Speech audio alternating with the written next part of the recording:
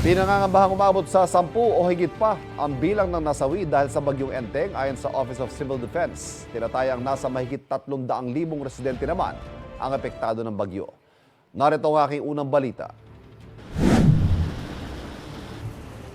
Sa pananalasa ng bagyong Enteng, may mga natatanggap pang ulat ng mga namatay ang Office of Civil Defense. Pinangangambahang umabot sa 10 ang bilang na yan na kanila pang kinukumpirma. Pero posible pa raw yung madagdagan habang patuloy na nakakapekto sa Hilagang Luzon ang bagyong Enteng. Sa ngayon, nakatutok muna tayo dun sa mga pwede pang matalanta at habang nananalasa pa ito si Enteng dito sa Northern Luzon. 10 naman ang naitalang nasaktan. Sabi naman ng Department of Social Welfare and Development, nasa mahigit 300,000 tao ang apektado ng bagyo. 60,000 ang nasa mga evacuation center. Bukod sa food packs at hygiene kits, may ibang ayuda rin, partikular sa mga namatayan at nasaktan.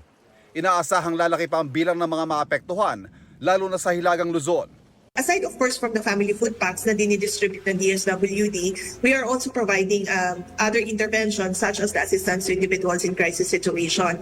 Dahil binibigyan din po natin ng karagdagang tulong yung mga naapektuhan, especially nga po yung mga pamilya na nasalanta.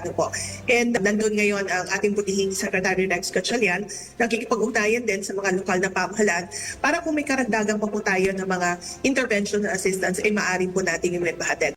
Para sa mas mabilis na paghahatid na impormasyon para sa angkop na responde sa malawak na sakop ng pinsala ng bagyo, may mobile command center na rin idineploy sa Bicol Region na may internet connectivity at generator set, lalo't maraming lugar ang walang kuryente.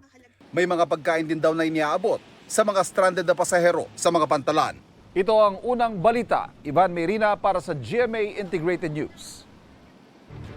Kapuso, para laging una ka sa mga balita, bisitahin at mag-subscribe sa GMA Integrated News sa YouTube. Sa mga kapuso abroad, samahan nyo kami sa GMA Pinoy TV at sa www.gmanews.tv.